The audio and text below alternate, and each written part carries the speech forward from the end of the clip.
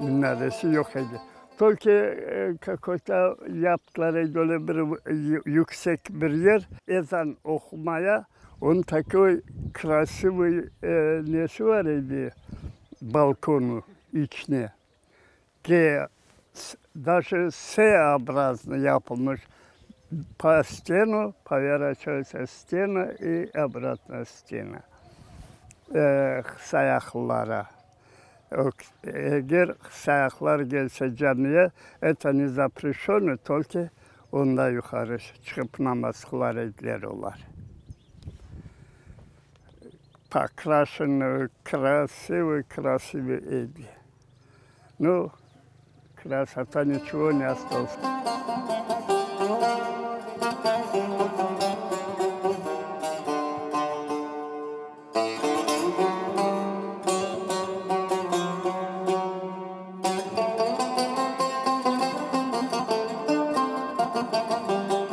Sovet vaktini kulüp ettiler onu. Öyle de 41. senesinde kulüp oldu. Ondan sonra gene cami halk toplandı, camiyi yaptılar.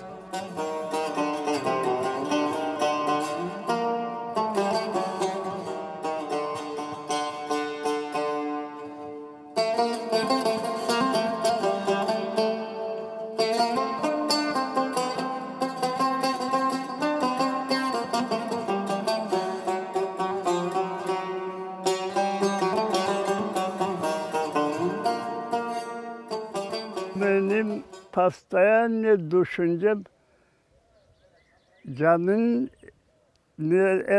minaresi olmasa o cami belli olmaz. Son bunda bir alaka var idi. O alacak oldu boyuna minaresini yapmaya. O da çok varmadı, zavallı oldu. Türklerin lahırd etti de razı oldular Ecevrod'u gelip yapmaya. Minareyi öyle de yapılmadı kaldı. Şimdi abraşatsa bir kimse kulak asmıyor.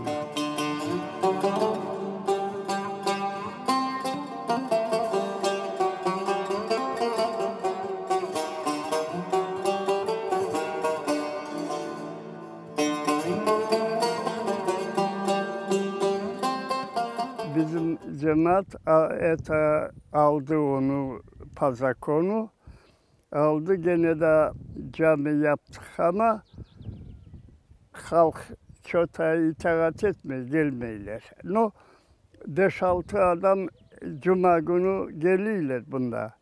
Namaz kılaylar, bayram günleri biz zaten hep halk geliyor. No, başka günler herkes çalışıyor, kulak asmıyor.